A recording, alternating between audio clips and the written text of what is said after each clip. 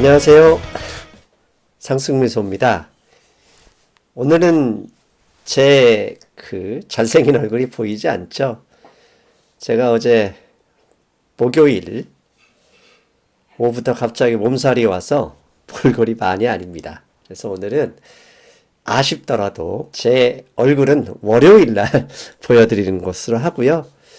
오늘 방송은 베트남 경제 상황 및 투자 전략입니다. 지난 2월 26일 미래에셋 자산운용에서 초대받아서 참석했던 세미나인데요. 원래는 방송 전체를 녹음할 생각했는데 그 환경이 좋지 않아서요. 제가 설명 들었던 그 다음에 확보한 자료를 기반으로 방송을 하겠습니다. 이날 인도에 대해서도 했는데요. 인도 관련 설명은 솔직히 만족스럽지 못했습니다. 발표하시는 분이 인도에 대한 완벽한 지식이 있다는 생각이 들지 않았고요. 차후에 확인해 보니까 그분이 일종한 스텝인데 투자 펀드 매니저 스텝이 아니라 내부 관리 직원이었대더라고요. 역시 제 느낌이 틀리진 않았습니다. 그래서 오늘은 베트남에 대해서만 말씀드리겠습니다. 내용 상당히 좋습니다. 자, 먼저 베트남 경제 상황에 대해서 잠깐 설명을 드려야 되겠죠. 베트남은 밑에서 보시는 것처럼 아세안, 그러니까 동남아시아 경제연합이죠. 아세안 경제권에서 가장 빠른 속도로 성장하고 있는 국가라고 합니다. 오른쪽에 보면 아세안 지역 노동 가능 인구수 2017년 기준인데요. 1등은 인도네시아 1억 2,700만 명이고요. 2등이 베트남입니다. 5,700만 명. 노동 가능 인구라는 얘기는 결국은 20세에서 60세 이 젊은 나이들이죠. 베트남 인구가 전체 9,500만 명인데 그 중에 약 55% 정도가 노동 가능 인구, 젊은 국가죠. 다음 장 보시겠습니다. 베트남의 GDP, 핵심이 이제 경제성장 그러면 GDP 성장률이죠. 2008년 금융위기 때 베트남도 역시 한번 버벅였죠. 그리고 2011년, 12년 때도 일종의 2007년, 9년 사이에 FTI, 즉 Foreign Direct Investment, 외국인 투자가 갑작스럽게 늘어나면서 그 늘어난 외환 보유고를 근거로 통화량이 너무 폭증을 하면서 주식시장에 버블이 있었습니다. 그래서 당시 은행권의 부실 가능성이 있어서 상당히 힘들었던 시기가 있습니다. 그래서 오른쪽 베트남 연간 실질 GDP와 성장률을 보면 2006년까지 성장률이 급증했다가 2012년까지 성장률이 많이 내려앉았죠. 그러다가 13년부터 연간 7.08%의 평균 성장률을 보이고 있습니다. 올해 작년이네요. 2018년에는 6.7% 정도 고성장을 보였습니다. 사실 작년에는 미국의 금리 인상, 그 다음에 중국과 미국의 무역 분쟁으로 인해서 다른 나라들도 고전을 했죠. 그런 상황에서도 양호한 성장 상황이라고 볼 수 있습니다. 그래서 앞에서 잠깐 말씀드렸잖아요. 2007년에서 12년 사이 약 7년, 6년 동안 베트남에서 무슨 일이 있었냐면 이걸 주식시장 지수로 봐도 판단하실 수 있습니다. 베트남 주식시장은 하노이와 호치민이 있는데 일반적으로 우리가 베트남 지수 그러면 호치민 인덱스를 말합니다. 그래서 베트남 호치민 인덱스의 월간 동인데요. 지난 2007년 초에 1200포인트를 고점을 했었죠. 그러다가 2009년 미국의 금융위기와 겹치면서 200포인트까지 떨어졌었습니다. 그러다 잠깐 반등했다가 앞서서 설명드린 대로 2013년 초를 기점으로 지속적인 성장을 하고 있고요. 원래 작년 3월에 10년 전 고점인 1200포인트를 약간 벗겼다가 이머징 국가의 하락과 함께 같이 묻혔죠. 하지만 다시 강보합 지지라고 하나요? 하락 조정을 하면서 현재 980포인트 선에서 거래되고 있습니다. 지난번 2007년에 고점 하락, 그 다음에 2012년까지 어떻게 보면 은행권들의 스캔들이라고 하는데요. 그러니까 부채 위기가 겪으면서 이제 어느 정도 성장의 추세로 진행되고 있는 느낌입니다. 베트남을 좋게 보는 이유 중에 하나가 경제 구조가 제조업 위주로 재편되고 있다는 거죠. 일반적으로 이머징이든 후진국이 경제가 성장하는 순서를 보면 당연히 농업과 경공업은 섬유 뭐 이런 신발 이런 거죠. 노동집약적 산업에서 중화학, 뭐 철강, 자동차, 즉 중급 노동 및 자본 지배하기 필요한 이런 중화공업으로 이동하고요. 마지막 발전 단계는 결국 서비스 및 기술 집약적 산업으로 이전하는 단계를 거치거든요. 근데 지금 베트남은 농업과 경공업이 아직도 비중을 많이 차지하긴 하지만 자본 집약, 즉 후진국이 경제 성장의 단계로 진입하기 위해서 반드시 필요한 공업, 건설업, 서비스업 비중이 점차 확대되고 있는 거죠. 그래서 보면 왼쪽에 동그라미 보면 밑에 동그라미가 2014년이고 위에 동그라미가 2018년입니다. 2014년에 이쪽 오른쪽 빨간 박스에 보면 공업과 건설업 비중이 33%에서 4년 동안 약 3%, 36%로 확장이 됐고요. 이게 구체적인 수치를 보면 이 성장 속도 오른쪽 박스를 보면 공업과 건설업이 연간 8.5%의 성장률을 보이고 있고요. 서비스업도 6.9%의 성장 속도를 보이며 농업, 임업 뭐 이런 수산업종보다의 성장세가 상당히 빠르게 가파르게 진행되고 있다. 즉 경제가 성장하기 위한 조건을 갖춰주고 있는 거죠. 그다음에 이제 베트남의 지금 현재의 핵심 성장의 요건 중에 하나가 FDI입니다. FDI는 Foreign Direct Investment입니다. 즉 외국인 직접 투자, 외국 기업들이 베트남에 공장을 짓거나 뭐 사업을 시작하는 거죠. 그래서 파란 박스를 보면 외국인 직접 투자의 승인 및 집행액이 모두 가속적으로 증가하고 있고, 그 다음에 이런 승인액 기준의 절반이 제조업에 집중되고 있다. 즉 FDI가 농업이나 수산업 쪽에 하면 발전 가능성이 없지만 앞에서 언급했던 대로 제조업으로 이전 중이다. 그러면 경제가 성장하기 위해서 첫 번째는 당연히 Foreign Direct Investment를 통해서 자본이 축적이 되고요. 그 축적된 자본이 해외에 수출하기 시작하면서 경상수지가 흑자가 되면서 또다시 이게 외환보유고로 축적이 됩니다. 그러면 저 환율 공부에서 배우셨잖아요. 외환보유고가 축적이 되면 통화량 증가가 되면서 외환보유고를 근거로 통화량이 확대가 되면서 경제 성장을 하는 거죠. 베트남은 지금 FDI로 촉진된 제조업이 이게 경상수지 흑자로 이어지고 있는 상황입니다. 그럼 뒤에서 무역수지, 그다음에 경상수지를 보면서 말씀드릴 수 있습니다. 앞에서 언급했던 것처럼 일단 개도국, 후진국이 성장하기 위해서는 FDI가 들어와야 되고 그걸 기반으로 무역 흑자, 경상수지 흑자가 지속되면서 외환보유고가 늘어나야 됩니다. 근데 베트남은 2010년 이후에 수출과 수입이 연간 16.7%, 13.9%로 빠르게 성장하고 있고요. 그 다음에 FDI의 직접적인 기여도에 기반해서 2018년에는 국내 기업 수출 증가율이 FDI, 해외에서 베트남에 투자한 기업들을 능가하면서 체질이 점차 개선되고 있다는 점. 이게 중요한 점인 거죠. 즉 단순히 노동력만을 가지고 수출을 하게 되면 한계가 결국 노출이 되는데 이 한계를 극복하기 위해서 베트남이 자국 기업이 경쟁력이 조금씩 올라가고 있다. 그렇게 말씀드릴 수 있겠죠.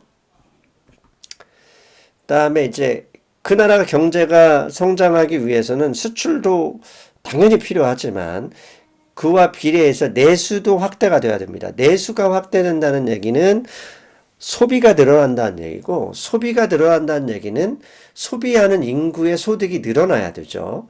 그래서 내수 확대의 특징을 보니까 일단 산업화, 도시화로 일단 베트남의 소득이 상당한 수준으로 빠르게 증가하고 있고, 그다음에 두 번째, 소매 판매율, 즉 소비가 많이 늘어나고 있는 거죠. 이게 두 자릿수가 회복이 되면서 빠르게 내수가 신장되고 있고, 그다음에 베트남 소비자 신뢰 지수는 세계 최고 수준이라고 합니다. 오른쪽에 보면 베트남 소비자 신뢰 지수가 129로 나오는데요.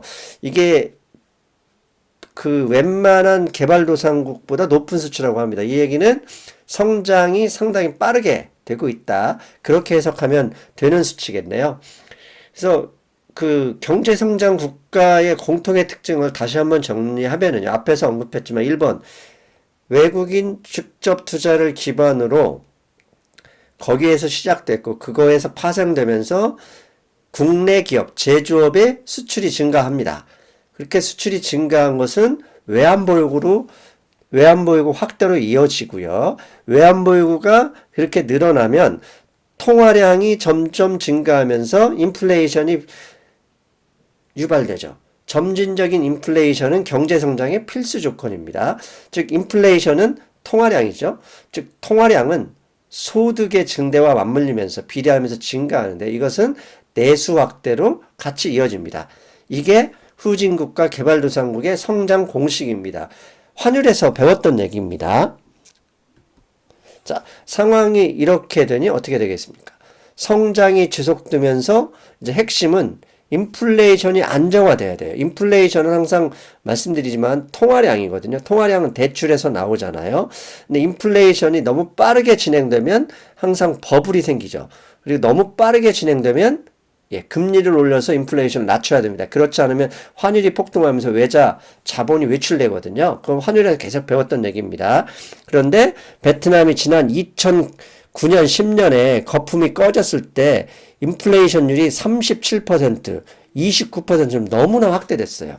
저게 무슨 얘기냐? 외환보 요구도 없는 상태에서 통화량만 늘어나니 저렇게 하이퍼 인플레이션 급수로 너무 그러니까 거품이 확대된 거죠. 당연히 저 당시에 주식시장이 1200포인트에서 200포인트까지 하락했던 거죠. 그런데 현재 상황은 인플레이션이 오른쪽에 보시면 14% 정도로 상당히 안정되어 있어요. 14%면은요, 이 정도 규모의 경제성장에서 안정되고 있다 보셔도 됩니다. 그래서 대출 증가율이 저렇게 낮음에도 불구하고 베트남 성장률이 견고하잖아요. 7% 가까이. 그 얘기는 해외 투자 자금이 상당히 많이 들어오고 있다는 것을 의미하고요. 향후에 이렇게 늘어난 외환보유고를 기반으로 대출 증가가 확대되면 당연히 성장 속도가 빨라진다는 얘기입니다. 그래서 그렇다면 지난번에 2008년, 7년에 거품이 붕괴됐을 때와 2010년, 12년에 베트남에서 한 번 더 위기가 있었잖아요. 그때의 GDP와 인플레이션 수치를 찾아와 봤습니다. 검정색이 인플레이션율이고요. 붉은색이 GDP 성장률입니다. 자, 우리 배웠던 겁니다. 제 경제 공부에서 배웠던 거죠. 외환보 요구의 충분한 증가 없이 저렇게 인플레이션, 대출 증가율이 늘어나면 인플레이션이 높아진 거죠. 그렇게 되면 어떻게 되죠? 환율이 상승되고, 환율이 상승한다는 얘기는 자본이 유출된다는 얘기죠. 자본 유출을 막으려면 금리 인상하고, 금리를 인상하면 경제 성장률이 하락하게 되죠. 경제 성장률이 하락하게 되면 저 시기에 당연히 주가가 다 폭락해 버렸었던 거죠. 반대로 이제 정반대로 간다면 만약에 외환보 요구가 지속 증가하면서도 인플레이션이 안정된다면 당연히 통화량이 점진적으로 확대되고 그걸 기반으로 경제 성장률이 상승하고 당연히 주식시장이 우상향하는 기반이 닦여지는 거죠. 그래서 베트남을 좋게 본다는 얘기입니다. 자, 이제부터 여기까지가 베트남의 거시경제 요약했고 이제부터는 베트남의 주식시장에 대해서 좀 확인해 보겠습니다. 환율 이야기도 좀 먼저 하고 가겠네요. 자, 이머징 국가들, 개발도상국, 후진국이 경제 성장하는데 가장 중요한 부분은 외환보유고다. 환율 공부에서도 오늘도 앞에서 계속 반복합니다. 그러면 오른쪽 베트남의 외환 보유고를 보겠습니다. 베트남의 외환 보유고는 작년 3분기 기준으로 약 550억 달러입니다. 베트남의 GDP가 약 3천억 달러 정도 되는데요. 3천억 달러에 550억 달러면 상당히 많은 규모입니다. 인도의 외환 보유고가 2조 6천억 달러인데, 아니, GDP가 2조 6천억 달러, 베트남보다 10배가 높은데, 외환 보유고는 약 3,500억 달러 수준이거든요.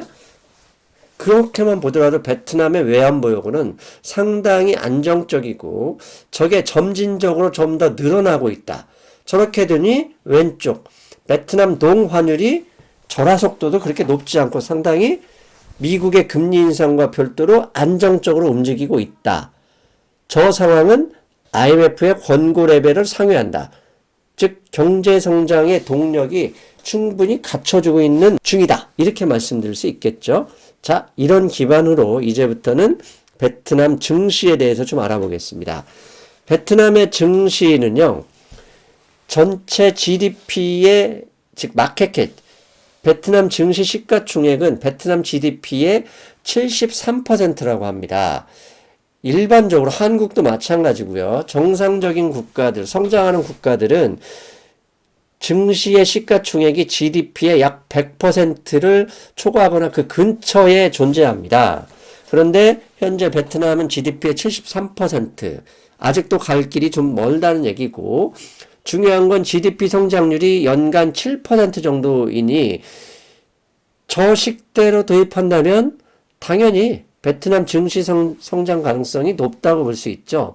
그 다음에 더 중요한 거, 외국인 투자자들이 최근에 그 투자를 많이 하고 있지만 베트남 시장이 한 단계 레벨업 되기 위해서는 투자 가능한 기업이 늘어나야 돼요. 즉 국영기업, 베트남이 사회주니까 그런 국영기업, 괜찮은 국영기업들이 IPO를 통해서 들어와야 되는데 최근에 그런 기업이 많이 증가하고 있다. 그래서 괜찮다. 이렇게 말씀하고 있습니다. 앞에서 잠깐 언급했던 대로 외국인 자금이 상당히 많이 유입되고 있습니다. 그래서 벌써 1년 동안 약 2조 원 정도가 유입이 됐다고 하고요. 왼쪽에 보면 외국인 순매수가 상당히 많아졌는데 연체 후에 보면 상당히 많아졌죠. 그러다 보니까 주변국, 오른쪽 주변국들은 작년에 이머징 국가들에서 해외 자금이 많이 빠졌잖아요. 그럼에도 불구하고 베트남은 많이 들어왔다. 베트남은 주변국하고 다르게 플러스 상태였다. 즉 앞에서 언급한 대로 투자할 기업들이 많아지면 외국인들이 들어오는데 최근에 IPO 자금, 즉 IPO를 통해서 좋은 기업들이 베트남 증시에 상장되고 있고 그에 따라서 외국인들이 지속적으로 매수 금액을 그러니까 늘리고 있다. 상당히 긍정적인 신호죠. 그다음에 외국인만 투자해서는 베트남 증시가 크게 성장하기는 어렵습니다. 당연히 베트남의 내국인들도 투자 금액을 늘려야 하는데요. 최근에 이제 베트남 현지 증권사들이 자본금을 증대하고 있고 이를 통해서 신용이죠. 마진 데프트를 확대하면서 증시 상승의 속도를 좀 높일 분위기를 만들어지고 있다고 합니다. 그래서 일평균 거래대금 자체도 상당히 많이 늘어나고 있죠. 2016년 이후에 저렇게 늘어나는 만큼 주식시장의 상승은 빨라지고 있다. 그렇게 보셔도 되겠습니다. 베트남의 성장, 이게 민간 기업이 주도하고 있느냐, 국가가 주도하고 있느냐를 봐야 되는데요. 지금 현재 베트남 총부채, 퍼블릭 부채 비율은 상당히 낮습니다. 베트남 정부의 보면 밑에죠. 거의 50%도 안 됩니다. GDP 대비 부채 비율이. 즉, 지금은 위에 민간 기업이 주도하면서 성장을 이끌고 있고 이렇게 주도하는 이유는 앞에서 언급하죠. 외환보 요구가 늘어나니까 그에 근거해서 왼쪽 M2 통화량이 늘어난다는 얘기입니다. 즉 민간 기업이 부채를 잘 일으키면서 성장하고 있고 이 말의 의미는 혹시 베트남에서 다시 위기가 온다 해도 베트남 정부의 재정 여력은 상당히 높아졌다.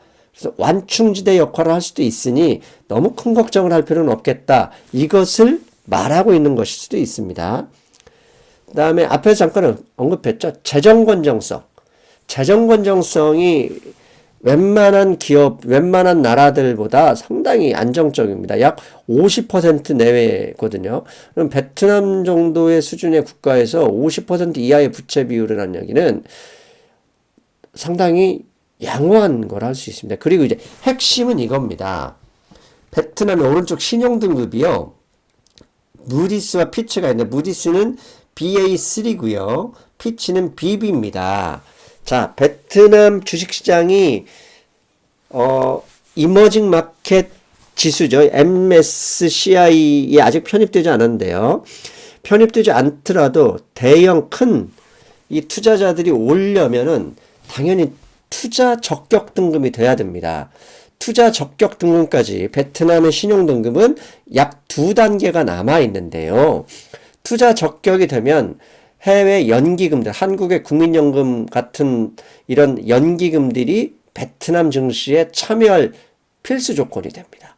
즉 향후 2단계가 남아 있는데요. 최근에 2년에 한 단계씩 베트남의 신용등급이 올라가고 있다고 하거든요. 이 얘기는 앞으로 3, 4년 후면은 베트남이 BBB- 정도의 투자 적격이 된다. 그러면 그때까지 상승 여력은 상당히 많다. 이렇게 말씀드릴 수 있겠습니다.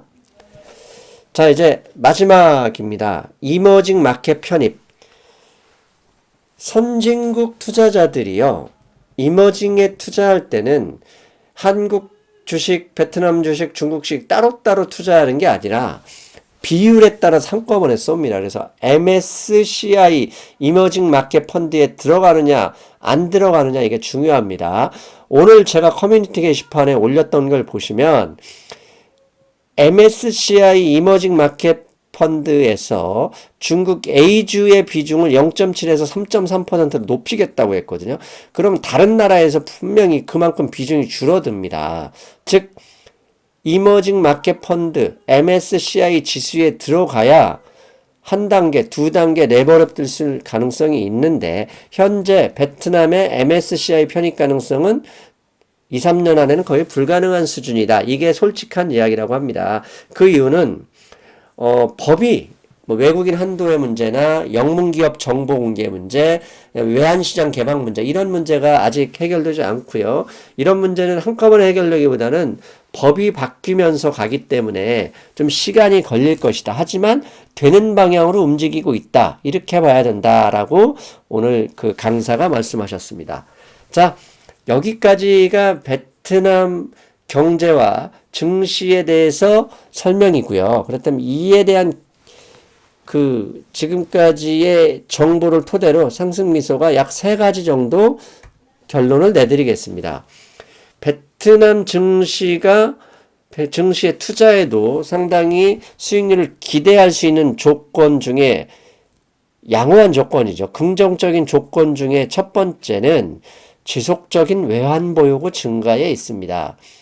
이머징 국가, 개발도상국, 후진국이 경제가 성장되기 위해서는 통화량이 늘어야 하고요. 통화량이 늘기 위한 기본 근거 자산이 외환 보유고다. 그런데 베트남은 GDP 대비 거의 20% 가까이의 외환 보유를 보유하고 있다. 그래서 상당히 양호하다 이렇게 말씀드릴 수 있고요. 저렇게 외환 보유고가 늘어나면 통화량이 같은 비율로 늘어나죠. 그렇게 되면 혹시라도 대출 증가율이 급등하게 되면 너무 가파른 인플레이션이 발생할 수 있거든요. 그런데 최근 베트남은 인플레이션, 소비자 물가 지수를 3%로 안정화시키고 있으며 당연히 안정화되고 있다는 얘기는 금리 인상 가능성이 적다는 얘기죠. 그럼으로써 기준금리도 인도보다도 경제 규모가 적지만 6.5%로 그러니까 긍정적으로 유지되고 있다. 그런 면에서 베트남 증시는 저는 좋아 보인다. 이렇게 말씀드릴 수 있고요. 두 번째, 지속 가능한 경제 성장 조건이 갖춰져 있습니다. 개발도상국이 경제 성장하는데 여러 가지 중에 내수 성장 핵심 중에 하나가 뭐냐면 도시화입니다. 한국의 경우 도시화 비율이 이미 어느새 70% 가까이 되어 있고요. 중국도 67% 정도 되어 있다고 하거든요. 그런데 베트남의 경우는 이제 도시화 비율이 35%입니다. 즉 아직도 도시화될 그런 공간, 지리적 공간들이 많다는 얘기고, 그 얘기는 경제성장의 상승 가능성, 경제성장의 증가 가능성이 크다는 얘기겠죠. 즉 도시화 비율이 아직 갈 길이 멀다. 두 번째, 앞에서 설명드렸죠. 농업과 경공업, 즉 노동집합적 비중에서 FDI를 기반으로 한 제조업, 서비스업 비중이 상당히 빠르게 진행되고 있다. 세 번째, 인구 고조. 앞에서 노동력 이야기할 때 말씀드렸죠. 30대 초반까지의 인구가 전체 인구의 50% 이상. 그들이 소비를 확대하는데 재원이 소득 상승. 그런데 소득이 실제로 상승하고 있으니 이는 내수 확대 가능성으로 이어질 것이다. 즉 베트남 주식시장에 유리한 조건이 분명하다. 이렇게 말씀드릴 수 있겠습니다. 마지막으로 세 번째입니다. 경제가 성장한다 해서 무조건 주식시장이 오르진 않죠. 수급의 영향을 받거든요. 근데 수급에서 핵심은 결국 베트남 정도의 경제 규모는 외국인 투자자들입니다.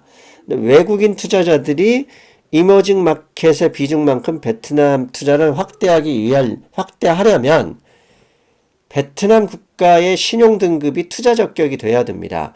투자 적격이 될 때에 각국의 연기금들이 본격적으로 그 시장 주식에 진출하는데요.